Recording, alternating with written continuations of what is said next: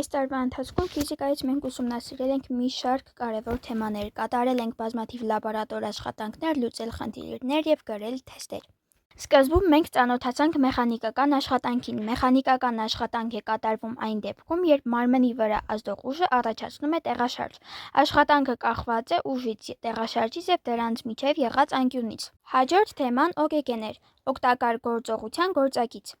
Այն ցույց է տալիս, թե մեխանիզմի կատարած ընդհանուր աշխատանքի որ մասն է օգտակար։ Օգեգեն միշտ փոքր է 100%-ից, քանի որ էներգիայի մի մասը կորում է շփման և այլ գործողությունների պատճառով։ Այնուհետև ուսումնասիրեցինք պոտենցիալ էներգիան։ Պոտենցիալ էներգիան մարմնի ունեցած էներգիան է, որը պայմանավորված է նրա դիրքով կամ ձևափոխությամբ։ Օրինակ, բարձրության վրա գտնվող մարմինը ունի ծանրության պոտենցիալ էներգիա։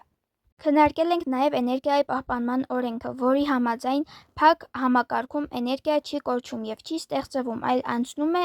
մի ձևից մյուսը։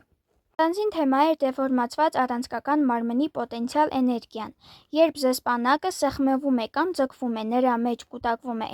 էներգիա, որը կարող է հետագայում վերածվել շարժման։ Ուսումնասիրել ենք նաև պարզ մեխանիզմներ և նրանց հավասարակշռության տեսակները։ Մարմինը համարվում է կայուն, եթե ծանրության կենտրոնը գտնվում է պտտման առանցքից ներքև, անկայուն, եթե ծանրության կենտրոնը գտնվում է առանցքից վերև, անտարբեր, եթե ծանրության կենտրոնը համընկնում է պտտման առանցքի հետ։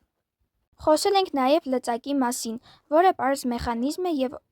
օգնում է փոքր ուժով մեծ բեռ բարձրացնել։ Ներկայում անցել ենք նաև ջերմային երևույթներին, սովորել ենք, թե ինչ է ջերմաքանակը և ներքին էներգիան։ Ներքին էներգիան մարմնի մասնիկների շարժման և փոխազդեցության էներգիաների գումարն է։ Ընթացքում մենք կատարել ենք բազմաթիվ լաբորատոր աշխատանքներ, լուծել ենք բազմաթիվ խնդիրներ, գրել ենք թեստեր, որոնց միջոցով ավելի լավ ենք հասկացել թեմաները և կիրառել տեսական գիտելիքները գործնականում։